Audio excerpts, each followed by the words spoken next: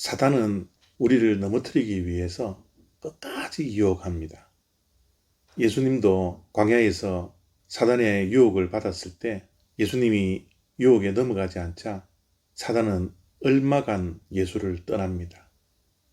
완전히 예수님을 떠난 것이 아니라 끝까지 예수님을 유혹하기 위해서 얼마간 떠났다라고 누가복음에서는 말씀을 하고 있습니다. 얼마간 떠났던 사단이 예수님께서 십자가에 달려 돌아가실 때 그때 와서 최후의 유혹을 하게 되는 것이죠. 마태복음 27장 39절로 42절까지 말씀입니다.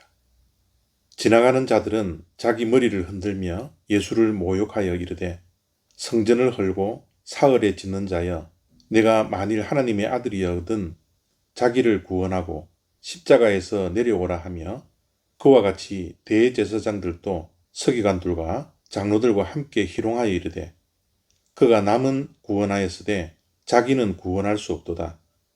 그가 이스라엘의 왕이로다. 지금 십자가에서 내려올지어다. 그리하면 우리가 믿겠노라. 아멘.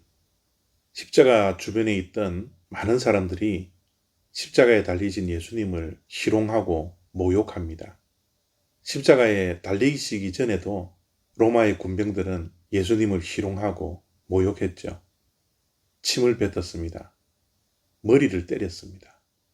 머리 위에 죄패까지 붙였습니다.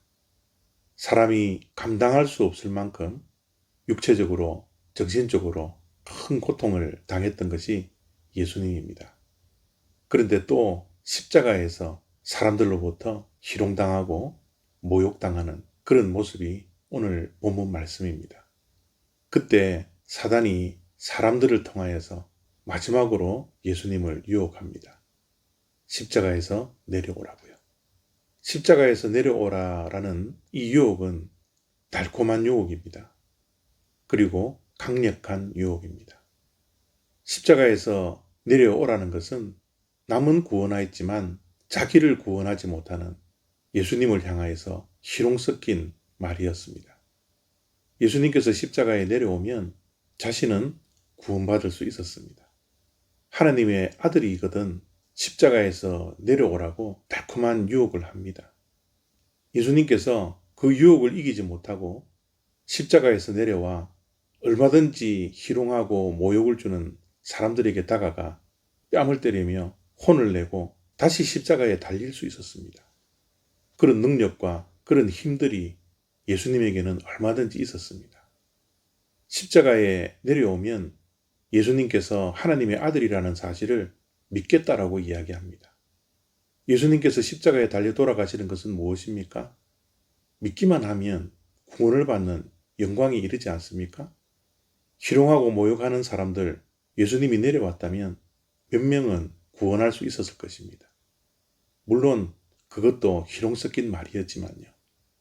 그러나 예수님께서는 그렇게 하시지 않았습니다. 달콤한 유혹이고 강력한 유혹이고 자신이 결코 약한 존재가 아니라는 사실을 온 천하 만민에 다 알릴 수도 있었지만 예수님은 그렇게 하지 않았습니다. 십자가에 달려 마지막 유혹을 받는 순간까지도 자신과의 싸움에서 예수님은 승리합니다. 영적 싸움에서 승리합니다. 유혹을 끝까지 십자가에서 참고 견디고 인내하십니다.